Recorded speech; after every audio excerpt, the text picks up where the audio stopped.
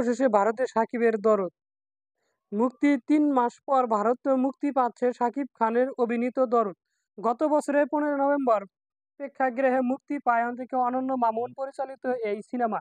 মুক্তির আগে একাধিকবার নির্মাতার দাবি করেন এটি প্যান ইন্ডিয়া সিনেমা। বাংলাদেশে তো বটেই, একই দিনে ছবিটি ভারতের বিভিন্ন ভাষায় মুক্তি পাবে। তবে বাস্তবে ছবিটির ভারতে বিভিন্ন ভাষায় মুক্তি পাবে। তবে বাস্তবে হয়েছে উল্টে।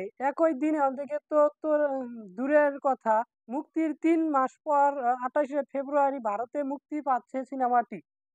ভারতে মুক্তির খবর জানিয়ে প্রযোজনা প্রতিষ্ঠান এসকে মুভিজ লিখেছেন, খেলায় আজ শুধুই ভাব হবে না, কোনো আদিস দরদ নিয়ে শাকিব খান আসছে ২৮শে ফেব্রুয়ারি। তবে শুধুই পশ্চিমবঙ্গ নাকি ভারতের অন্যান্য রাজ্যের মুক্তি পাবে।